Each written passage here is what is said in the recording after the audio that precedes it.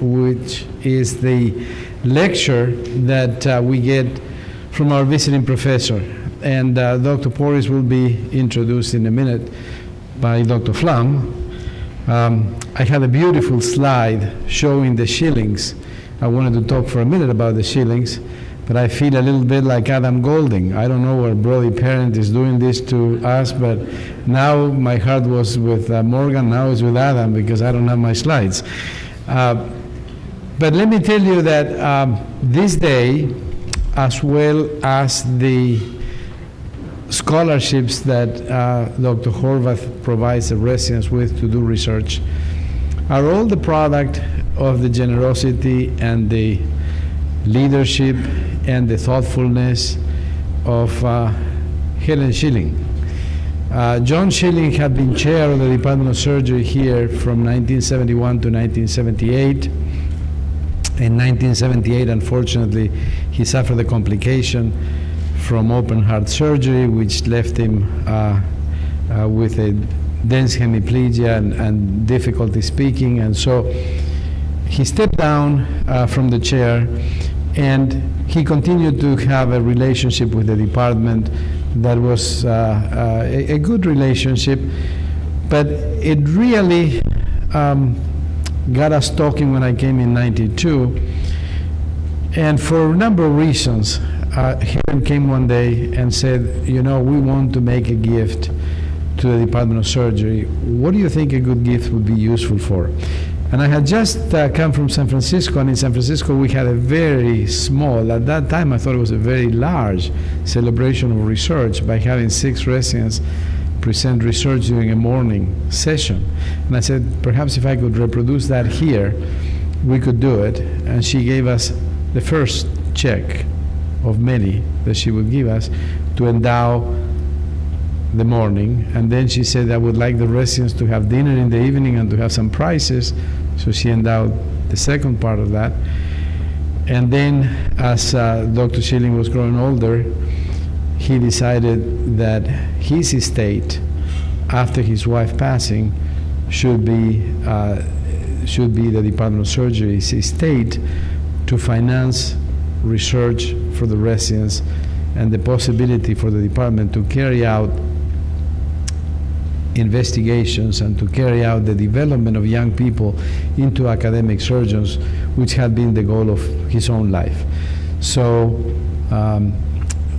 when Dr. Schilling died in 1999, the idea was that his wife was going to remain in the house. She found the house very large, and she said, why don't we do that now when I'm alive? I'll move to a small apartment and we can sell the house and the terrain around the house. And that was done. And that is a beautiful park now in Medina. It's a park that allows access to the water. It's the only access to the water in the Medina area by the public of the city of Bellevue. And I have only twice tried to park in that area, but I'm not very welcome there because I made the community of Bellevue purchase that park rather than the developer. And I can tell you that as I have seen over the years, the tremendous legacy that the Schillings have endowed the department with, not just because of the money, but because of the spirit with which the money came, and the ability to actually support the research enterprise of the department to a great degree, and the ability to bring a visiting professor of Dr. Pories' notoriety to the Department of Surgery is great. Helen herself died in 2003, in August of 2003, and at the time it was a Sunday morning. She died at about 5 a.m. on Sunday morning. I had been with her on Saturday. She was very fond of Kelly and me, and we were together with her. And we learned 2 days later that her entire estate was also the department's legacy, and that is a professorship that we converted into a chair there. Is a chair in vascular surgery that Alec Klus currently has. So you can see how these people really, truly influence the Department of Surgery. And I wanted to take a minute to recognize them. They are gone, and there's no family members of theirs here. because I encourage you in the future to think, as life goes on, if you have the possibility to do it, to make an impact. With that said, David?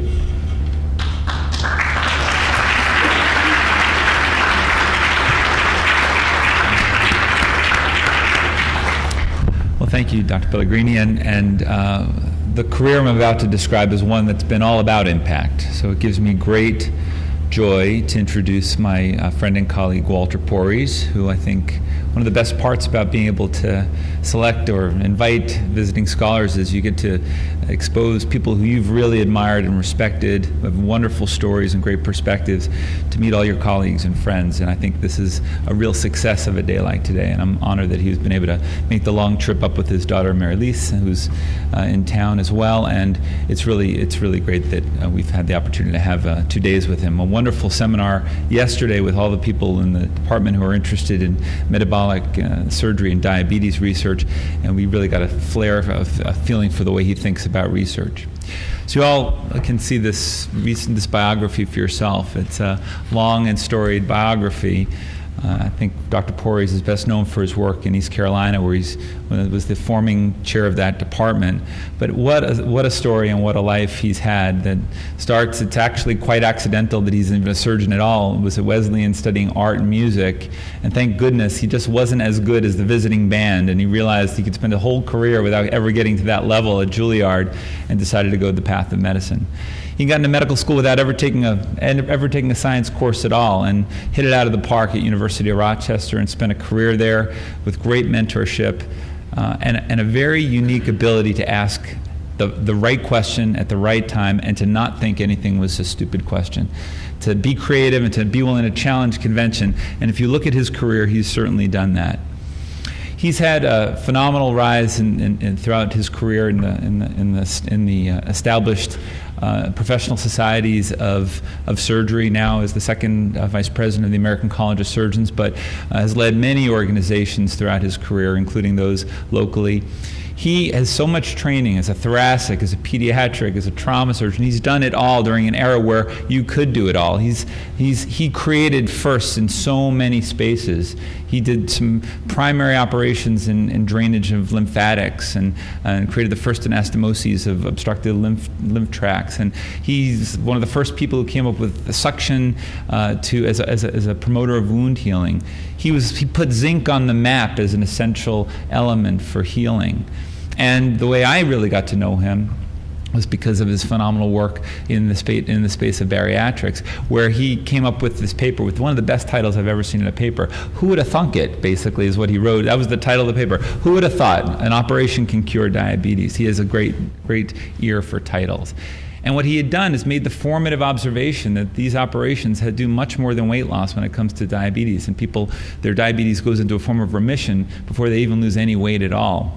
It has spurred a golden era in gut metabolism, helping us understand the basic mechanisms of diabetes and metabolism and gut peptides. Really led an entire career, opened up an entire field of view that will undoubtedly lead to Nobel Prizes. And when that Nobel Prize is awarded, it's going to be in part due to the work that Walter has done in his lab. Now, I've had the pleasure of visiting East Carolina. It's a beautiful, sprawling campus in the eastern shores of North Carolina.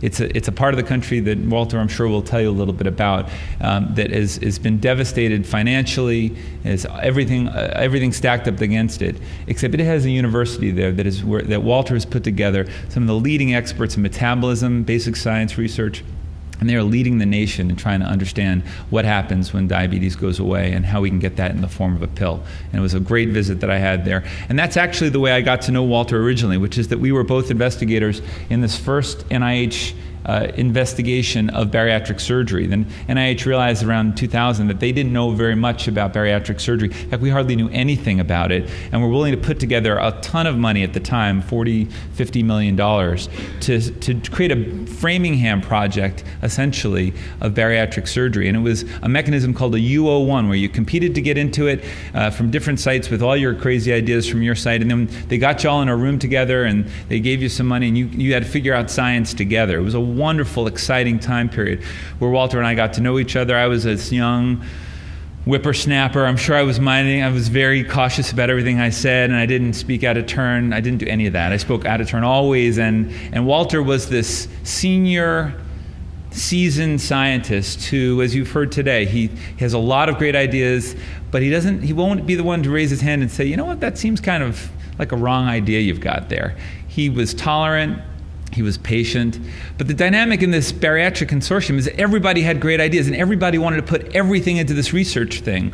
Everybody wanted to pick every variable you could ever imagine. And they were loading this research initiative with so many variables. Every time somebody would say, we should add this, or we should add this to the data set, I would patiently ask the question, not so patiently, what's the hypothesis? Why are we adding that? What is the hypothesis to that variable or that variable? And Walter said, sometimes you just don't really have a hypothesis, but it's a good idea to ask the questions. And I didn't really understand it at the time. But Walter was very patient with me, and he tolerated me. And we made better science because of it. And I thought, you know what, I'd won this guy over. But some of you should watch Walter, because while you're talking to him, he's often scribbling little notes and scribbling little pictures. He's a skilled cartoonist. And after one of these meetings in Washington, D.C. that had gotten a little contentious, I got a letter from Walter, and I opened up the letter, and there was a picture of Moses looking at the Ten Commandments. And he looked up, and the caption said it all, and Walter got it perfectly. Moses said, but what's the hypothesis? Walter got me. And he was right then, and he's right now, which is that you just have to ask a lot of questions, and if you ask a lot of questions, it takes you down paths, and you don't know where they're going to go, and that is really the legacy of Walter. There's a crazy story of his life that starts in Nazi Germany, and a couple of days spent in a concentration camp.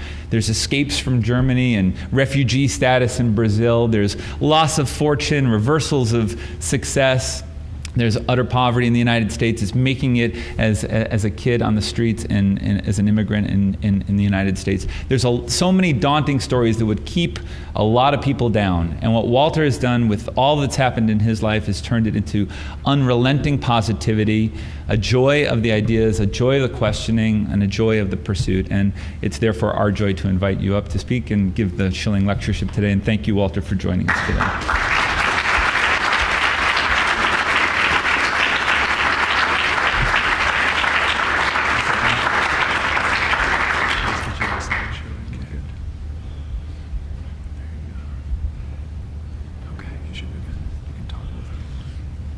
Well, I don't even know how to respond to such a generous introduction. First of all, it is really a great honor to come to the Department of Surgery, which is clearly one of the top 10 in the world.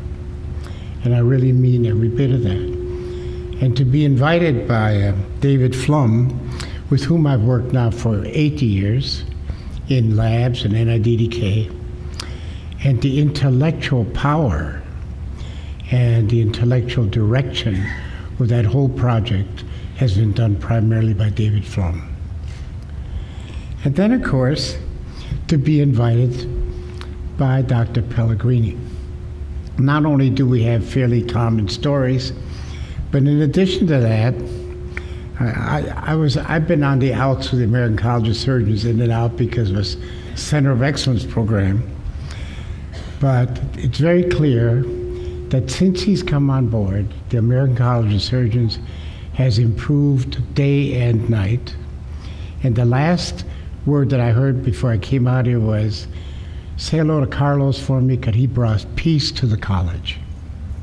And that's a fantastic environment, because whether you like it or not, the American College of Surgeons is probably the single most active healthcare organization in terms of political power in this country. And studio, thank you. So I also got to start off with a little personal comment. First of all, I never wanted to be a doctor. We got 13 physicians in my family, and I was not going to be one of them. And then when I finally figured out that's the only thing I knew how to do, I certainly never wanted to be a researcher, okay? So I wrote this talk in part to urge residents to do research. But I was not aware of what you guys were doing here. And so I do it with an apology and just sort of say that really makes me feel good, okay? Now, what you should know is I actually knew Dr. Schilling. And when I was a second-year resident in surgery, I was suddenly called into the office, and they said, "Aren't you a military resident?" I said, "Yes." They said, "You're going to be assigned to the Manhattan Project to work on the atom bomb." And so, of course, I reported over. There was a blank brick wall, and I had this luxurious desk, which is a little smaller than this. It was about 2 by 3 feet. And so here I am looking at this thing, and within a few days, next to me came another table just like it, and just a day after that, sat down Dr. Schilling, one of the most promising young surgeons that we had in the department. And I said, "Well, what'd you do wrong?" And he said, "Kid, let me give you one piece of advice that'll really keep you going through your entire career." I said, "What is that?" And he said, "Never divorce the dean's daughter."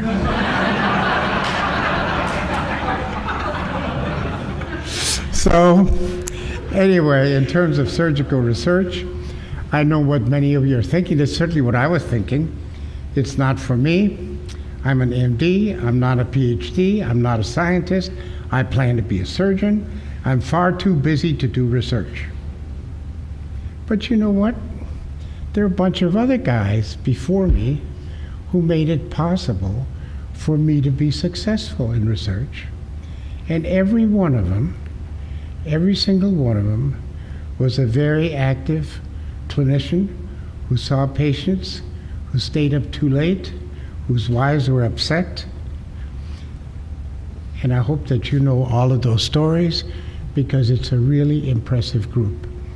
And before they were scientists, every single one of them was a hard-working, frustrated doctor. And when I went to medical school, in my first year in medical school, over half of the beds at Strong Memorial Hospital were filled with poliomyelitis victims, many of them in iron lungs. And people were teaching courses about putting wax on things and physical therapy and so on. But then there was this quiet guy who was a freshman at Harvard, medical student, named Fred Robbins. And he needed some money, so he did some research.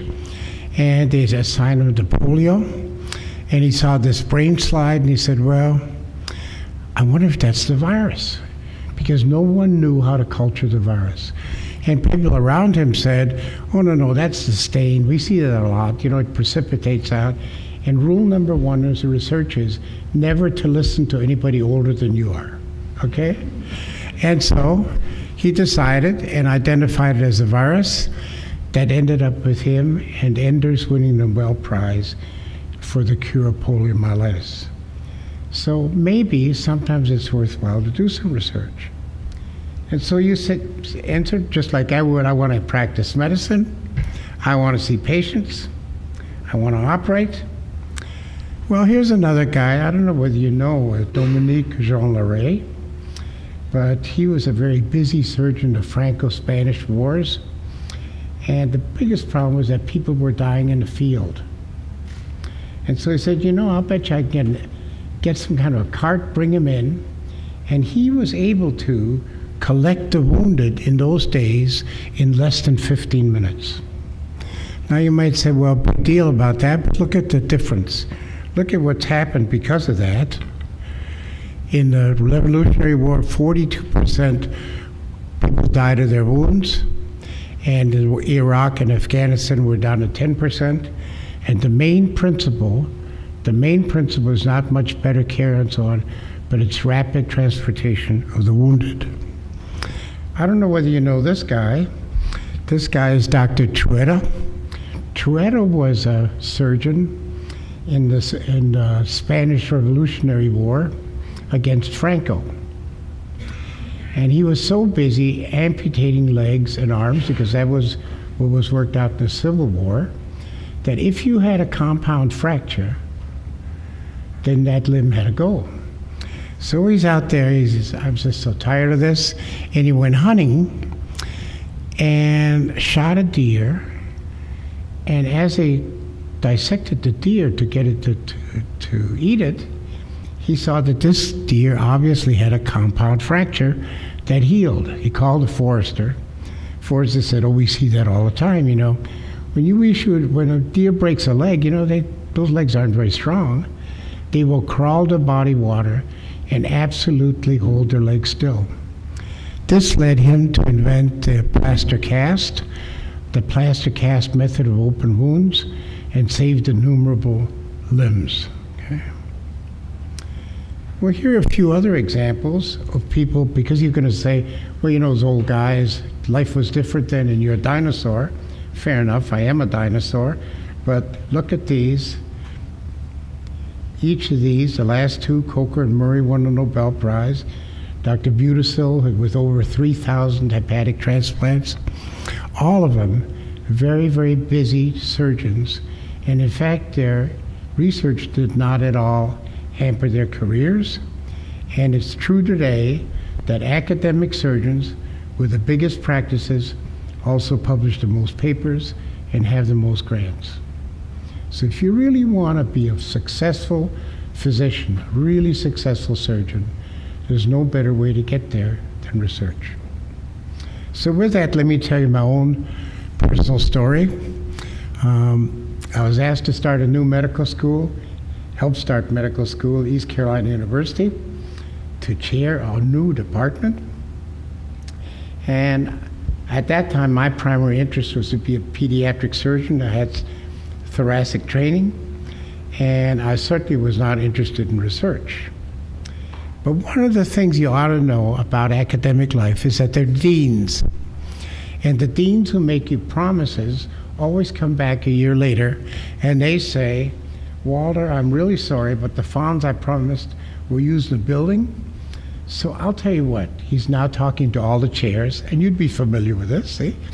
He says, I'll tell you what, you know, we're a new school. We'll all study the same thing. We're going to be the first research institute medical school in the country. I'll be back in 3 hours, and you tell me what you want to study, okay? He is barely out the door. Then people that I thought were my friends, the other chairs, said, oh, let's do obesity. We'll study diets and exercise, behavioral modification, drugs. They had this all talked out. They hadn't said one word to me. What in the world was the chief of surgery going to do about obesity, okay? First of all, I didn't like fat people anyway. I was working on 500 gram people, see?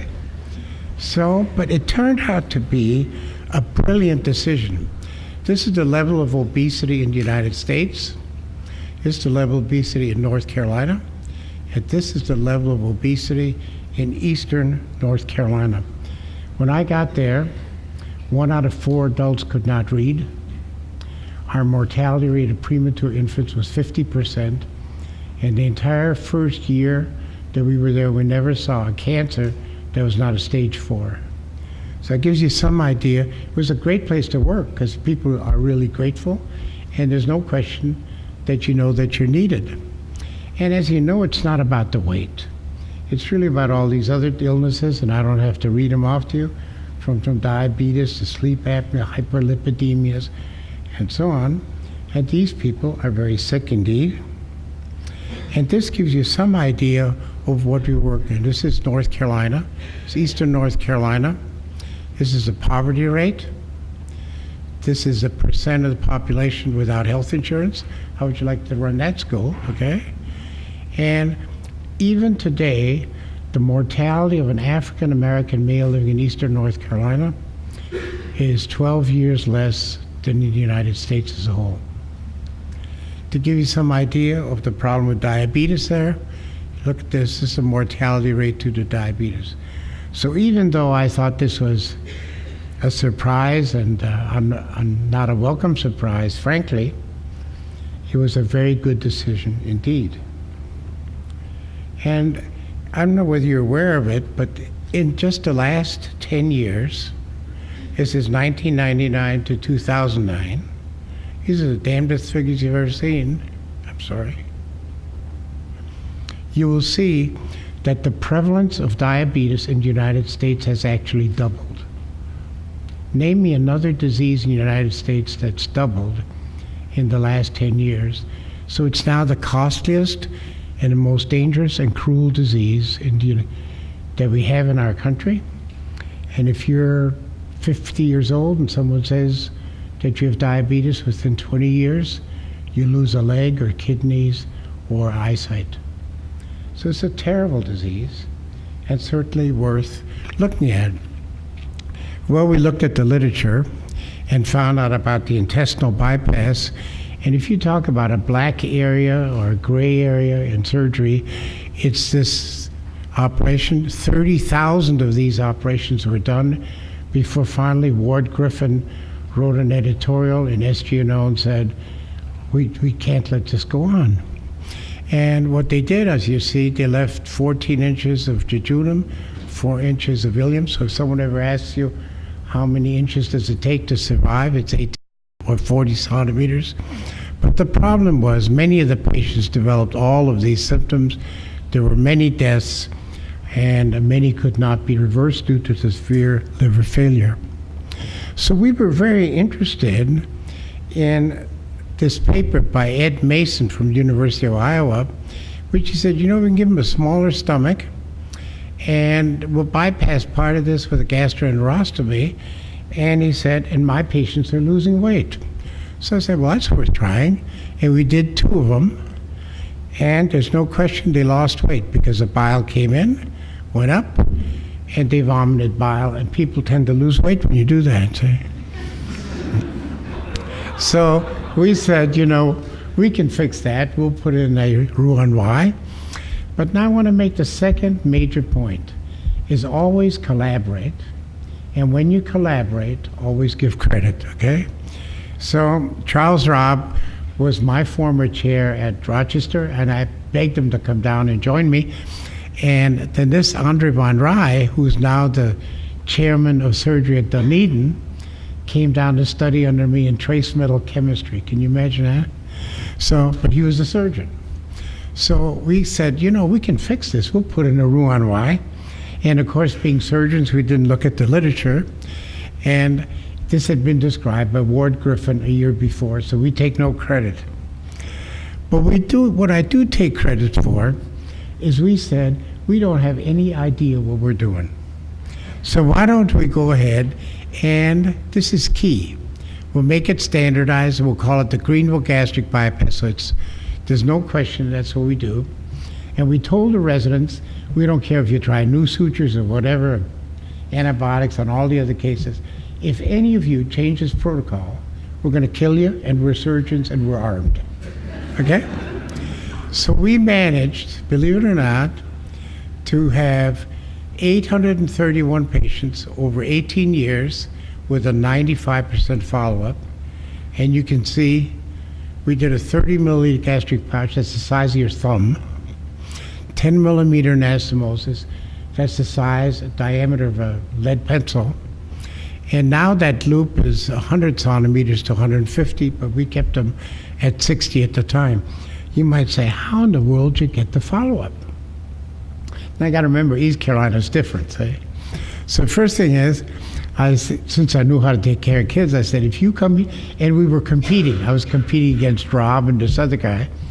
And I said, if you come in, I will see your entire family free of charge. Well, you can't do that anymore because someone sold the government toilet seats for $30,000. And then the Congress passed a law that you cannot charge the government any more than any private person. And that, of course, stopped professional courtesy, and now we got to charge everybody.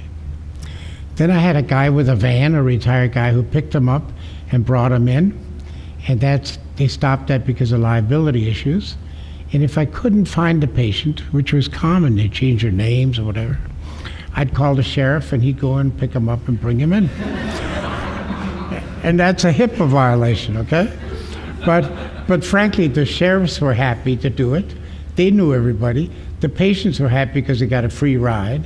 And it was a lot easier than fighting off some angry husband, say. So anyway, that really is a true 95% follow-up, and we still have all those records if anybody ever want to go over them. So here are the data.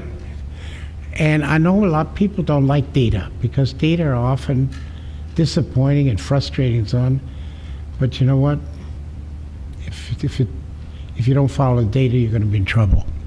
So it turns out, look at this. That was their mean weight to start. And obviously then, they really kept the weight off. This is 16 years.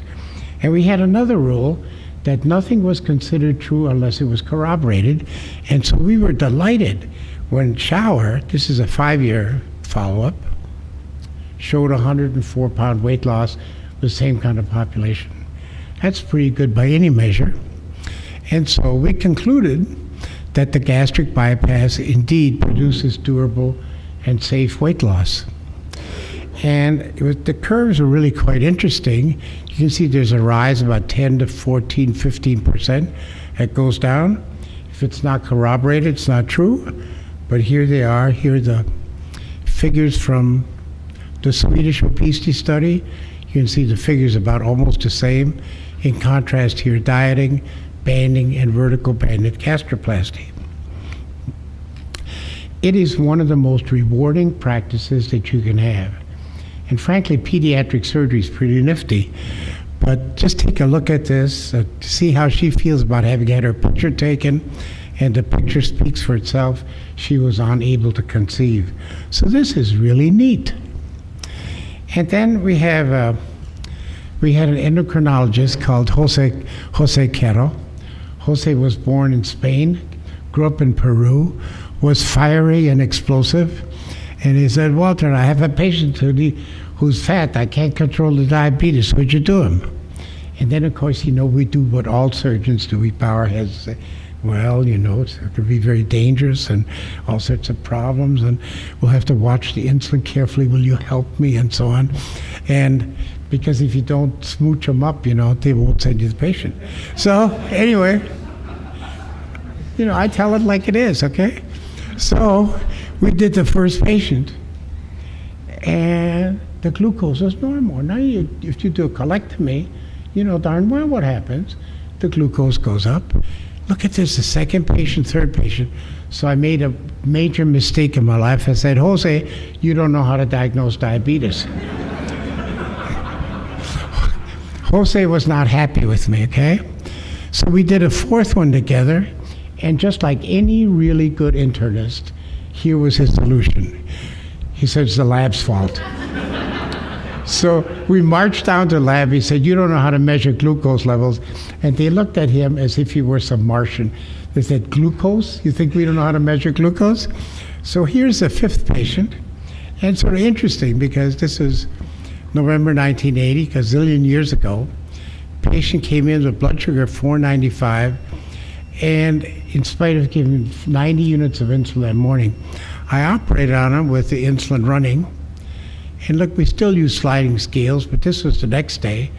But 6 days later was the last time in 16 years she ever showed any sign of diabetes. We were so surprised by several things, but we did not report this for 3 years. We just kept accumulating patients just to be sure, because it didn't make sense. How could you do some little operation and manipulate the gut and have diabetes go away? But there was. But even more important was the fact that it happened so quickly. And remember, we talk about, well, they don't lose much weight. Actually, people sometimes gain weight after bariatric surgery if they're overhydrated. But if we're talking about adipocytes or adipose mass, all of this happens before that diminishes. And it may happen frequently, as you know, in 1 or 2 days. So what's going on over here, say? So when we were at 608 patients at 9.2 years, for some reason we had the same number of diabetics and impaired glucose tolerance. We gave them 6 months to equilibrate, and at the end of that time, 83%, this is with a HbA1c is 6.5. We're still euglycemic, and of course these all turned around. And again, we were very pleased when Shower came up with exactly the same number at 5 years. So obviously something's going on. And the really important part is, for the first time, it became evident that diabetes is a reversible disease. Just think about that. So obviously you had to get some support, and people then said, well, not a chance, nobody's getting grants, funding has disappeared, and frankly, that's also baloney, okay? So here's the funding in the United States, in the world, and even better, here's funding. You just got to go hunt for it. And people like David Flum really know how to hunt it. Dr. Belteri knows how to hunt for it. Pellegrini knows how to hunt for it. And so don't get discouraged. Go after the grants. The money's out there. Somehow I got Citrix here.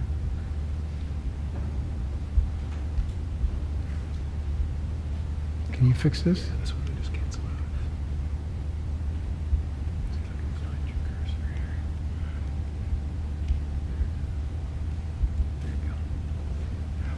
So we pursued grants, and let me just tell you, it's not that hard. The first thing to do is you got to get credibility by publishing some papers now, which you're all doing. You work as a team. You've got to have intriguing pilot data, and it has to be convincing. And it may take you 2 or 3 years to get that data, but without it, you're not going to get funded. The proposal has to be innovative and ask a new question. It's got to be in line with the Institute's goals. No point going to the Diabetes Society and asking for help with arthritis. You have to be tightly written, and in ours, we've had over 30 straight years of NIH support, but nothing goes out of there unless it's reviewed by at least 3 or 4 NIH experienced reviewers who send it back again and again and say that's not going to work. And so all I'm telling you, do it. But now then you ask the question again. Now the diabetes clears before there's a significant loss of fat. And then the diabetes cleared after manipulation of gut. Could diabetes be due to a diabetogenic gut factor? I mean, if you got a truck on a farm and it's missing and you fix the carburetor and now it's running well, the chances are, you know, it's probably the carburetor. So again, it's time to collaborate. And so I'm very fortunate to have these 4 collaborators, Dr. Stone, Humard, Neufer, and Hickner. And you'll notice they're all PhDs, and they're a lot smarter than I am. But remember that science is a team sport if you're going to play it successfully. And therefore, you got to collaborate widely. You got to be generous. You got to share the credit. As soon as you can, go at the back end of the names and have young people be the first authors. You must have total integrity. And when we have people join us, and I got a fair team, the only rule I ask is absolute honesty, and tell us immediately if you screwed up, because the chances are that's where the discoveries are. And when they ask what's my job, we say your job is to prove us wrong. Now then, the real secret is, if you do it right, you get a lot of referrals, you get to work with great associates, get good jobs, and you even get, like this time, I got a free trip. Then listen to your residents. So one of my residents said, all right, Dr. Pories, you've straightened out the glucose, but does it really matter? Well, how do you know you're just doing the chemical thing? Is there a difference in health outcomes? And the rule with residents is, that's a wonderful idea, why don't you look it up, see? And so look, he did, and you can see 232 morbidly obese diabetics had been scheduled for surgery. These 154 actually had the operation, and these 78, a few of them said, Doc, I'm just not going through this, I changed my mind, that just My wife says it's crazy, but most of them didn't do it because of insurance reasons. And you can see that in the ones that underwent the operation, 14 were dead out of 150 were dead at 9 years, or 1% a year, actually a little better than what you would have expected with actuary tables. But look at the ones who didn't get operated on. 22 out of 78 were dead at 6.2 years. And that then produced a mortality figure of minus 78%, which seems wild. But again, if it's not corroborated, you better look at it again. And here are the data from Canada with a reduction in 89%. And here's the Swedish obesity study. So I'm not sure about 89% or 50% or so on, but there's no question that bariatric surgery reduces the mortality from diabetes. It's the first time that's ever happened. So it doesn't just correct glucose values, it reduces the morbidity and mortality of diabetes. And then Dr. Blackstone, Robin Blackstone, give people credit, in a little private clinic, documented that, as a matter of fact, what everybody else had been seeing was that not just diabetes went down, but look at all these other things.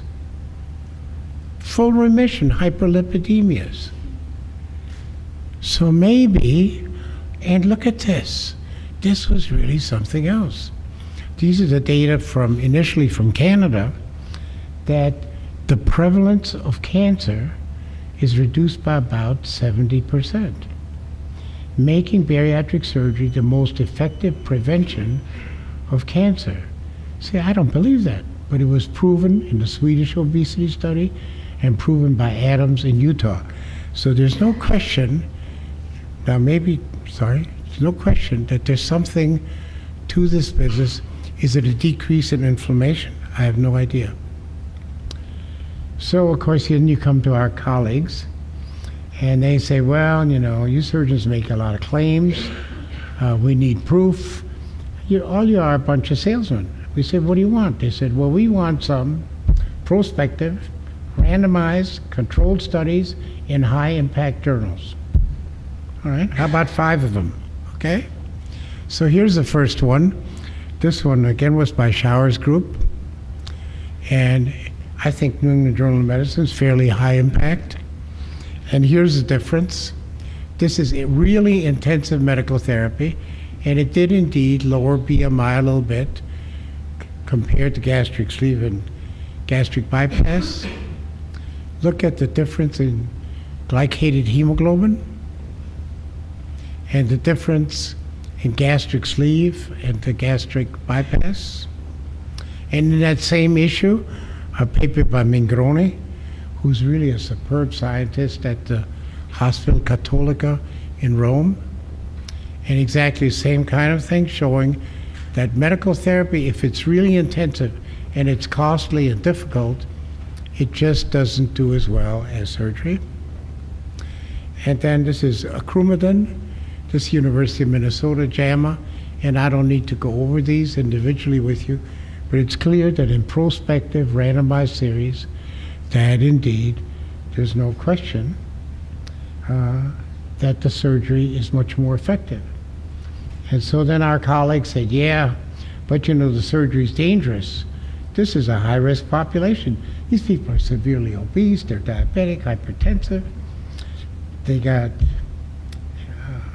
anesthesia scores of 3 and 4, and they were right. And at that time, I was the president of ASMBM, but also the president of North Carolina Medical Board. And it was evident that our patients who had bariatric surgery in North Carolina had mortality rates in excess of 10%. We had 15 hospitals that were doing the surgery, and a few had really good results, but many didn't. And so with the help of the American College of Surgeons, 3 former presidents and the chairman of the board of regents, we set up a Centers of Excellence program, and we ended up certifying Centers of Excellence in 450 hospitals, and that's now in 22 countries and it's managed by the college. And so here the common current mortality rates, cabbage 2 to 4%. It means 2 to 4 people out of every 100 die. I know you're surprised by colectomy, but colectomy is much more dangerous than people realize. Pancreatectomy, cholecystectomy, and a normal childbirth.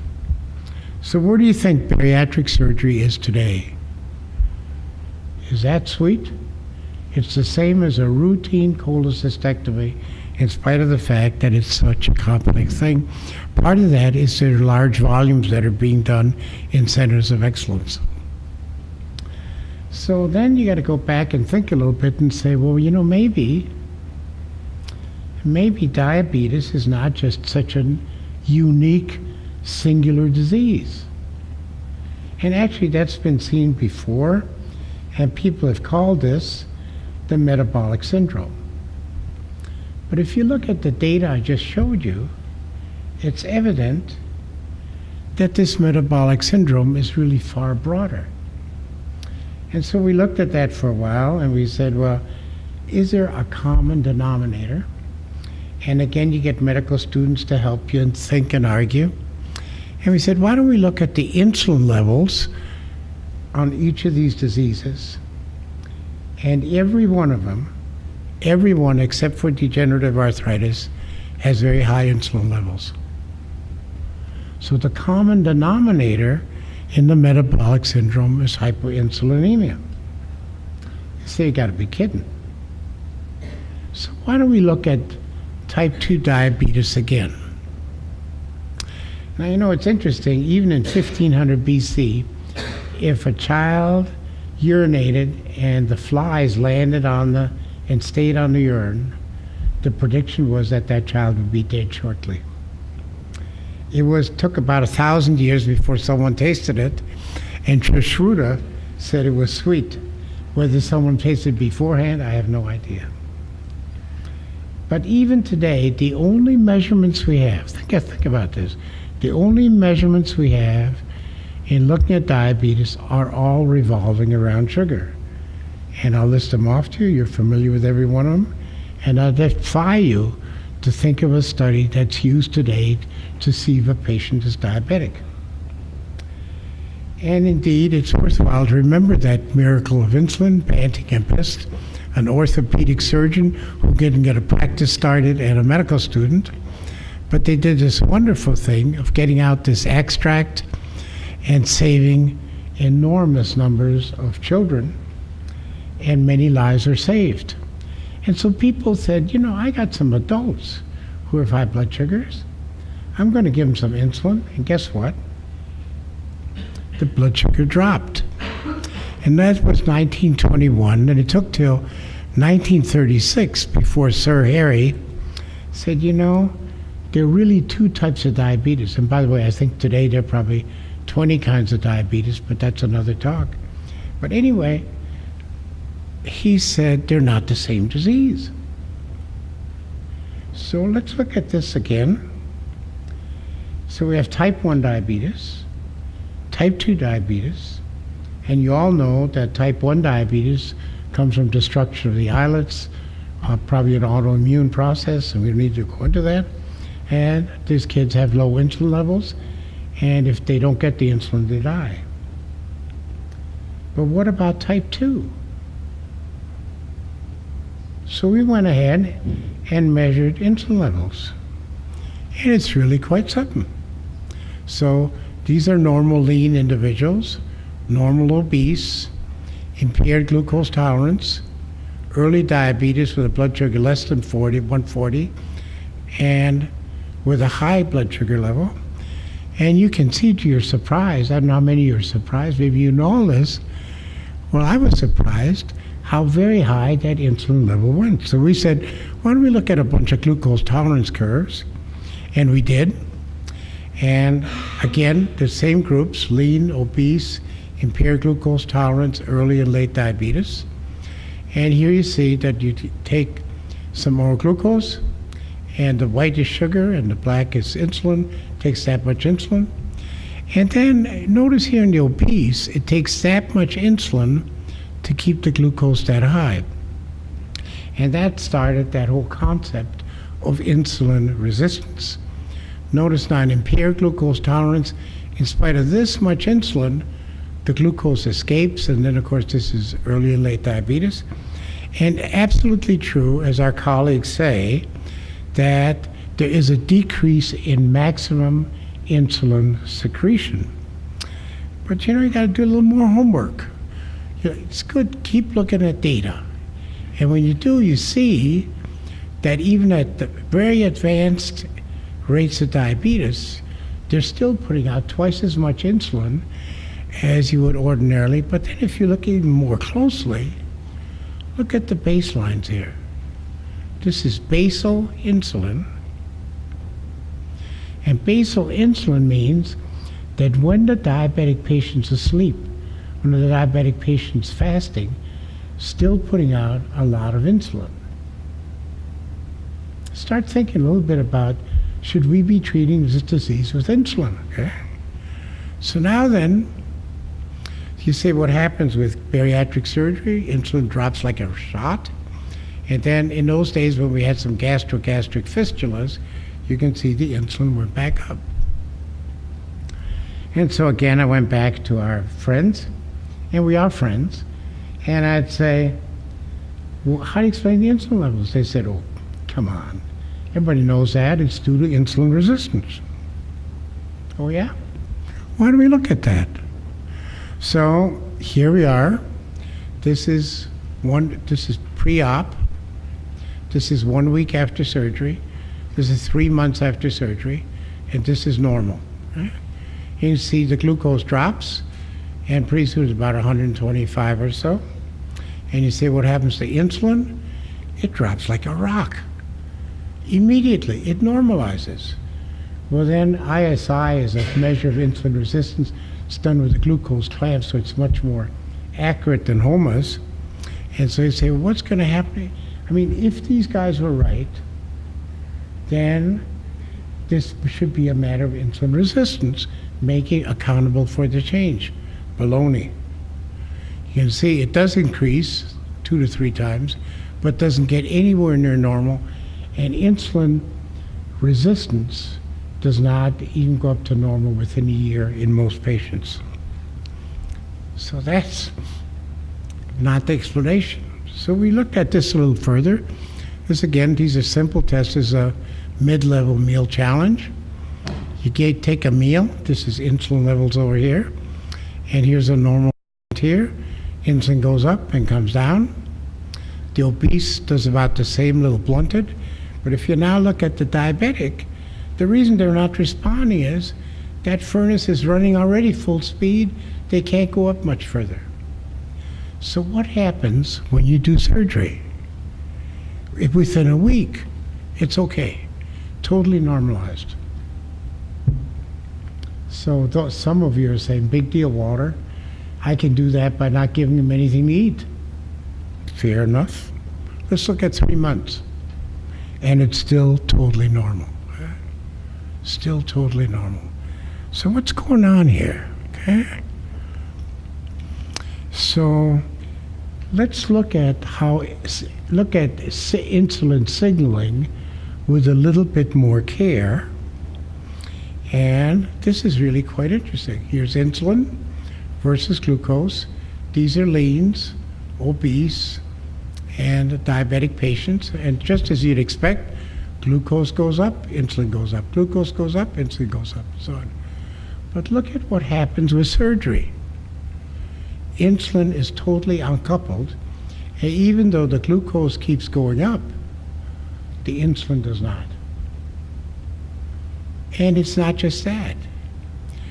The same with insulin resistance, as you've just seen. But what about non-esterified fatty acids?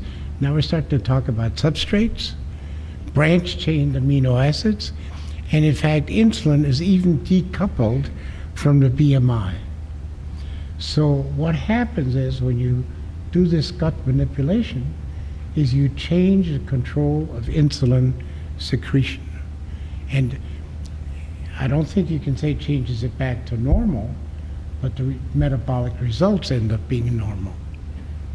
So it alters the control of insulin secretion, glucose, ISI, non-steroid fatty acids, branched-chain amino acids, and BMI. So let's look at the operations again. And I really shouldn't need to tell you this, but maybe there's somebody here who doesn't know it. It's a gastric band, a little bracelet, which is like a diet. It's not quite like a diet because it doesn't account for gastrin and so on. This gastric sleeve takes off the stomach. This is the gastric bypass. Bypasses the full stomach, duodenum, upper jejunum. This is the most radical of the operations, a gastric sleeve. So we call it duodenal switch or bilio-pancreatic bypass with duodenal switch. And you'll notice it excludes a lot of stuff. If you look at that carefully, at the more aggressive the operation, the better the outcomes in terms of weight loss and remission of diabetes. And in this situation, you can get between 95 to 99% full remission. Problem is, a number of these patients get into nutritional problems, so we don't do it. Excuse me. But if you look at it more carefully, the response is directly related to the decrease between contact between food and the gut. And so the gift of metabolic surgery is it's an incredible model. We see full and durable remission of the world's most costly diseases. We can study a patient with diabetes, and then 2 weeks later, the same patient without diabetes, with 4 approved physiologically different models in humans. All of them are covered by insurance. And with the Centers of Excellence Board, the procedures are safe.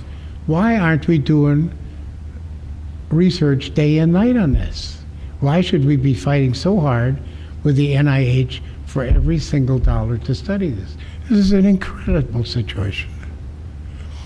And so, of course, then you say, maybe there is a diabetes factor. So I wrote some paper on about this, and I got a call at 4 in the morning from Francisco Rubino from France. It says, this is 4 in the morning. It says, Dr. Pories, I proved your theory there's a diabetic factor. I said, it's 4 o'clock in the morning, okay? But he turned out to be right. And he, and I'm sorry, but he said he had some brilliant experiments that really are brilliant.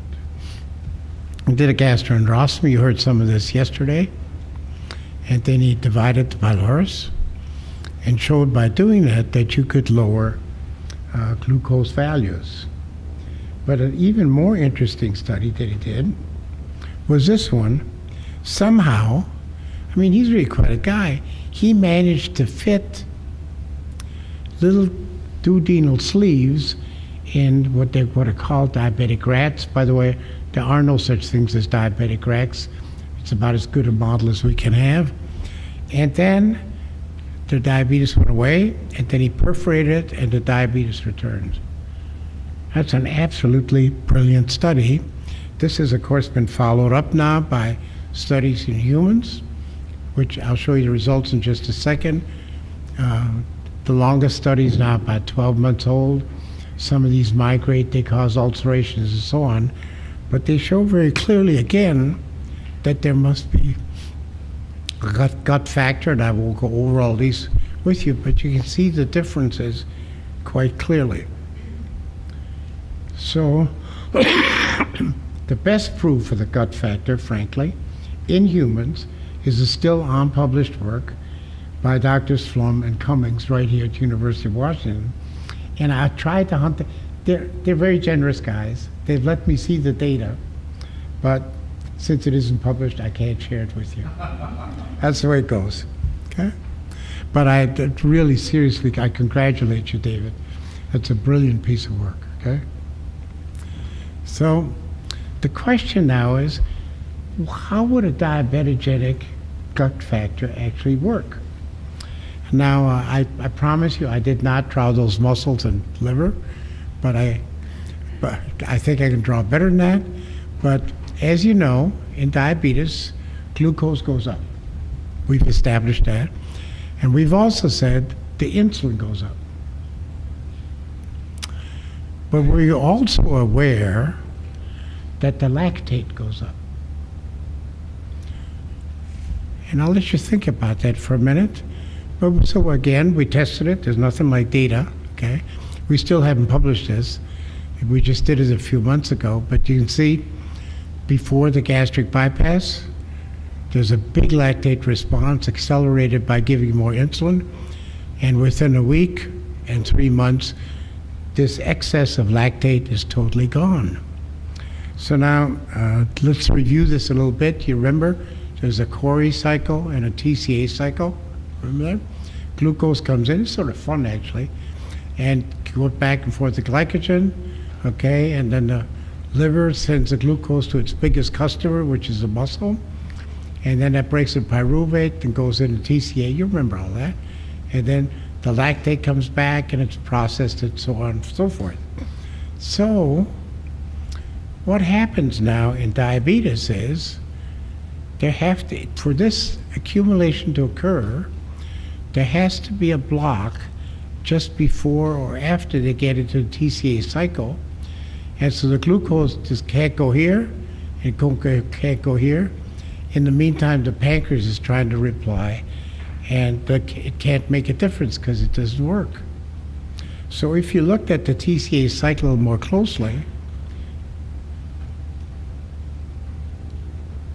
you can see that the lactate has to go up because it cannot go into this pathway. Now we're breaking this down with labeled carbons at each of these points. And it's probably somewhere in here. There are defects along all the way here. So it isn't just at this place, but the whole TCA cycle is just not doing well. And the only way then that you can get rid of this stuff is by blowing off lactate, like black smoke out of a car. And isn't it interesting that the complication from excess metformin is acid lactosis, lactic acidosis. Okay? I'll let you think about that. So this is probably where this acts. And so metabolic surgery now forces us to review our current therapy of hyperinsulinemic diabetes. Our current methods are, if you come in with a high glucose, we give you diet and increased exercise, absolutely makes sense. But then we give drugs to increase insulin production, insulin sensitivity, and you know them all. If that doesn't work, we give them insulin. And so we really make it worse. You see, we give insulin sensitizing drugs. That doesn't help. We give drugs to increase insulin secretion, and then that doesn't work, we give insulin. In contrast, the gastric bypass normalizes each of these by making the cut changes. And the most damning, or most scary part is this was a paper by Curry and Lancet, and it's bad because it's retrospective, and I almost hate to bring it up in front of David Flum, but nevertheless, he reviewed 47,000 patients who had failed metformin, and they were either given multiple oral agents or oral agents and insulin, and we have no idea whether the patients were the same. Nevertheless, the results are pretty startling. Mortality rate on the ones just on oral treatment, and these are matched by HbA1c levels, was about 7%. Mortality rate with insulin is 21%. And so I end with a cartoon. But doctor, bariatric surgery is the most effective treatment for my diabetes. Why didn't you mention it? And it's not so funny because less than 0.3% of the patients in this country who could benefit from bariatric surgery have access to it. So in conclusion, diabetes is no longer hopeless. And that's quite a statement. It's now a curable disease. Surgery is the most effective treatment for diabetes and other expressions of the metabolic syndrome. The chronic use of insulin needs review, and the bigger gift of the surgery is a new approach to studying mechanisms. I mean, what we want to happen here is what happened with tuberculosis. When I was a thoracic residents, we spent a lot of time taking out TB. No one does that anymore, okay? So in the words of John Schilling and Helen, and this is a quote, okay? Every patient is an experiment. Every office, hospital bed and OR is a lab. Report your findings. If you don't grind through the writing process, you won't think it through and you'll miss all the answers and the fun. And most important, be generous. Research is your way of paying back for your clinical success. Thank you very much.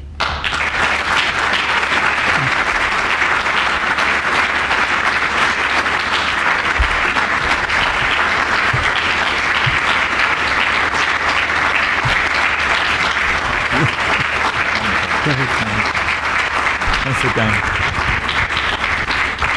Walter, don't sit down just yet. We have a couple of gifts for you. I want you to come back up here, Walter, if you can. When you come back up, we have a couple of gifts. First of all, thank you so much for coming. It was a great talk, and this will be a session, a cocktail session afterwards, where we can ask Dr. Pories some questions, some probing questions. But you see what I mean about that infectious curiosity that digs deeper and deeper and deeper, and is not afraid to challenge conventional wisdom. It's great. All right, so we brought you a Northwest survival guide. You'll know any of the surgeons from the Northwest because we have fleece on us. That's how you can tell. It's your own University of Washington fleece, and because you're really on. Is this nice? Yeah. I live, my real life is I live on a farm. We grow soybeans and cotton and cows and so I farm 1,000 acres. I'm serious about this. This is wonderful. And now you have a fleece.